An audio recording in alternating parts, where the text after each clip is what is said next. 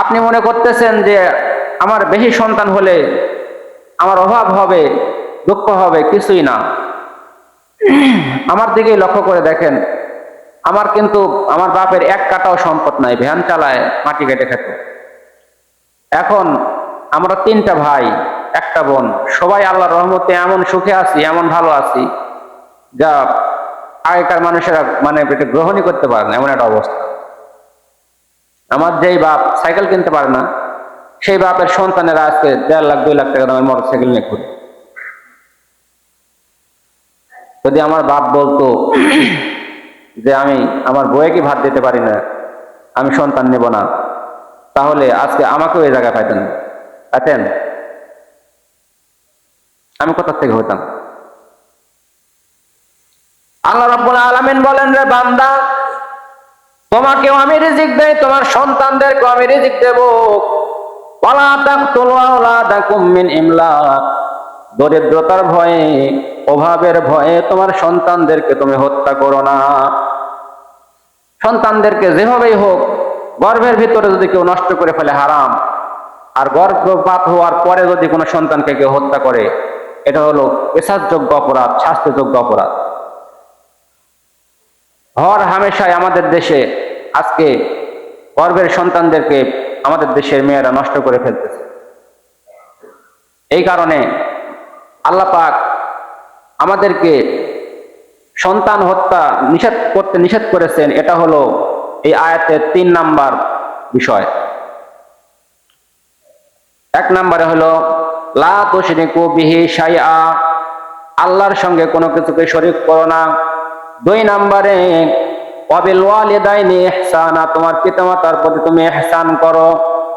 3 নম্বরে ওয়ালা তাকতুলু আওলাদাকুম মিন ইমলাক, দরিদ্রতার ভয়ে তুমি তোমার সন্তানদেরকে হত্যা করো না। নাহনু নারযুকুহুম ওয়া ইয়্যাকুম, আমি আল্লাহ তোমাকে রিজিক দেই, তোমার সন্তানদেরকেও রিজিক দেব।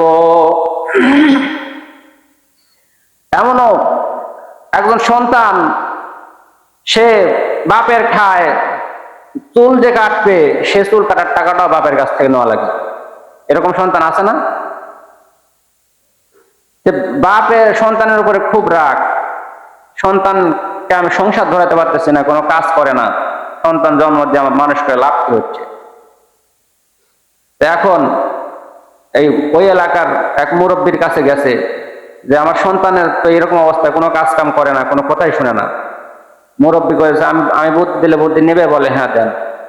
বলে তোমার সন্তানকে তুমি বিয়ে দাও। কি দাও? বিয়ে দাও। বলে ও তো একলাই চলতে পারে না, বিয়ে দিলে আবার কিভাবে চলবে? বলে যে আমার বুদ্ধি নিলে বিয়ে দেওয়া লাগবে। পরে দিছে বিয়ে দেওয়ার পরে ঘরে বউ আসছে। বউ এখন মনে করেন যে কয়দিন পরে লাগছে ওই সন্তানের সঙ্গে, তোমার বাপ একলা একলা এত পরিশ্রম করে মাঠে ঘাটে ব্যবসা বাণিজ্যে, তুমি কি তাকে একটু সহযোগিতা করতে পারো না? তোমার তো শরম লজ্জা বলে কিছু নাই। বউয়ের ঠেলা খায় মনে করেন যে বাপের কিছু কিছু কাজে সহযোগিতা করে। তারপরে কিছুদিন পরে আবার ওই মুরব্বীর কাছে দেখা। বলে খবর কি? বলে একটু উন্নতি হয়েছে। বলে আরো উন্নতি হবে যদি আমার আরেকটা বুদ্ধি নাও। বলে কি বুদ্ধি? বলে তোমার সন্তানকে তুমি ভিন্ন করে দাও। বলে ওরা দুজনে তো চলতে পারে না, আমার খায়া পরে তাই মনে করেন যে বাঁচে না, আর ভিন্ন করে দিলে তখন কিভাবে চলবে? বলে তুমি আমার বুদ্ধি নিলে তোমার দেওয়া লাগবে। পরে ভিন্ন করে দিছে। ভিন্ন করে দেওয়ার পরে এখন সন্তান, স্ত্রী এখন বলতেছে এতদিন তো বাপের ভালোই খেলা, এখন তুমি কামাই করে খাও, দেখো কেমন লাগে। এখন বাপেও কিছু সহযোগিতা করে, চাউল টাউল দেয়, সন্তানেও কিছু কামাই রোজগার আরো বৃদ্ধি করছে।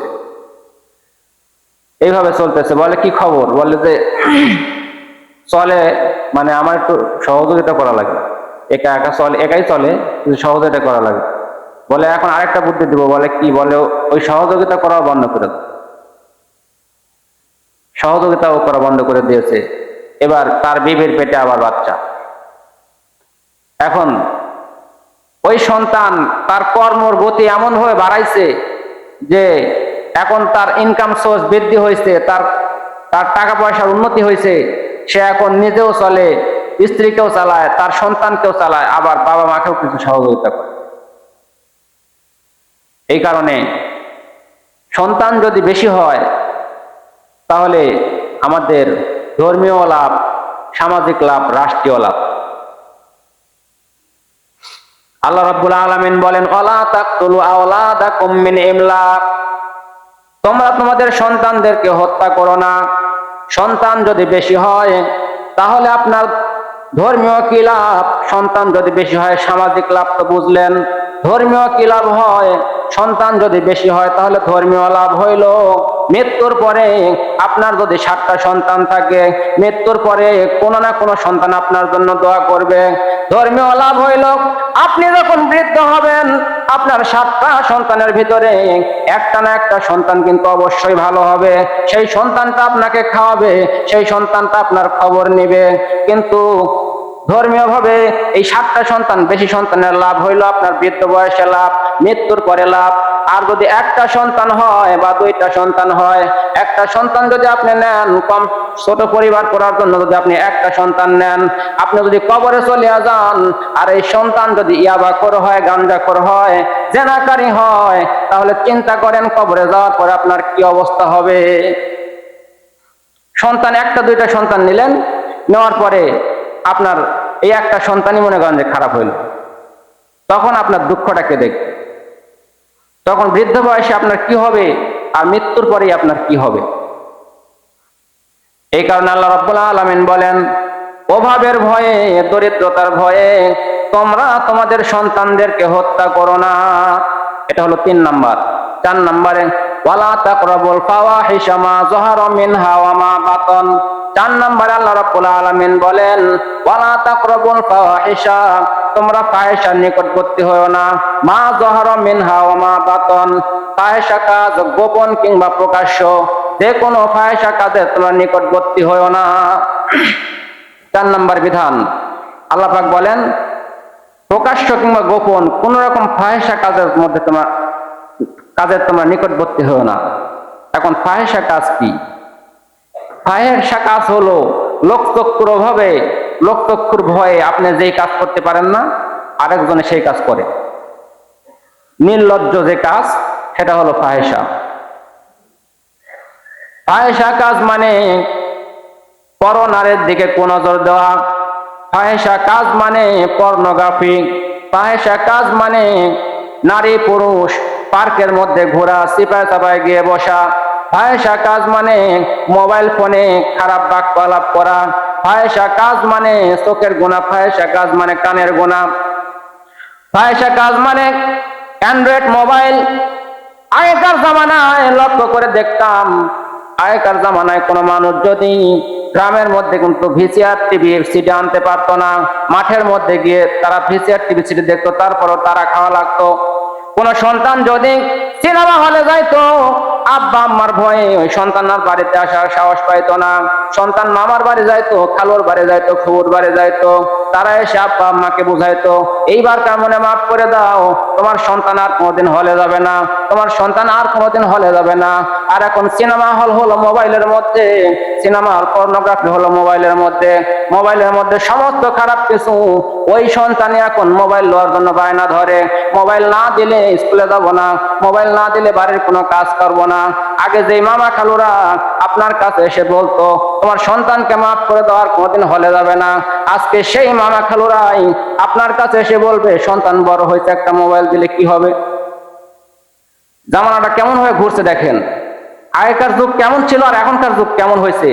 এখন অ্যান্ড্রয়েড ফোনই হলো একটা সিনেমা হল, অ্যান্ড্রয়েড ফোন হলো পর্নোগ্রাফির আখড়া। এই অ্যান্ড্রয়েড ফোন এখন মনে করেন যে যার তার হাতে আমরা এখন সন্তানদের হাতে দিয়ে দিই যখন তখন। ওয়ালা তাকরাবুল ফাওয়াহিশা মা যাহারা মিনহা ওয়া মা বাতান, তোমরা ফাহিশা কাজের নিকটবর্তী হও না। আল্লাহ শুধু যদি বলতো লা ফাহিশা, ফাহিশা ফাহিশা কাজ করো না, তাহলেই তো হতো, কিন্তু ফাহিশা কাজ করো না এই কথা আল্লাহ বললো না, তাকরাবু শব্দ বসা দিল। তাকরাবু মানে নিকটবর্তী হয় না, ফাহিশা কাজ করো না এই কথা বললেন না, ফাহিশার ধারের কাছেও যায় না। ফাহিশার ধারের কাছে গেলে কি হবে জানো? আল্লাহ আমার নবী বলেন ফাহিশার ধারের কাছে যখন যাবে, ফাহিশার কাজ যখন সমাজের মধ্যে ছড়াবে, রাষ্ট্রের মধ্যে ছড়াবে, এ আমার উম্মত ভালো করে শুনিয়া রাখো, ফাহিশা অশ্লীল কাজ যখন সমাজের মধ্যে ছড়িয়ে পড়বে, আল্লাহ রাব্বুল আলামিন ওই সমাজের মধ্যে এমন কিছু ব্যাধি দিবে, এমন কিছু রোগ দিবে, যে রোগ কোনোদিন কোনো মানুষ দেখে নাই, দেখেও নাই, নামও শুনে নাই, এমন কিছু রোগ ব্যাধি দিয়ে আল্লাহ তোমাদেরকে পাকড়াও করবে, শাস্তি করবে।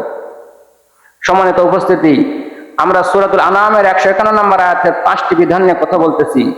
এর মধ্যে আমরা 4টি বিধান বর্ণনা করলাম। 1 নম্বরে লা তুশরিকু বিহি শাইআ, 2 নম্বরে অবিল ওয়ালিদাইনি ইহসানা, পিতামাতার প্রতি ইহসান করো, 3 নম্বরে ওয়ালা তাকতুলু আওলাদাকুম মিন ইমলাক, দরিদ্রতার ভয়ে তোমাদের সন্তানদেরকে তোমরা হত্যা করো না, পরিবারকে ছোট করে ফেলো না, 4 নম্বরে ওয়ালা তাকরাবুল ফাওয়াহিশা মা যাহারা মিনহা ওয়া মা বাতান, প্রকাশ্য কিংবা গোপন যে কোনো ধরনের অশ্লীল কাজের ধারের কাছেও তোমরা যেও না। আমরা আরেকটা বাকি আছে, এটা আমরা এখন বলতে লাগবে, সময় দীর্ঘ হয়ে যাবে।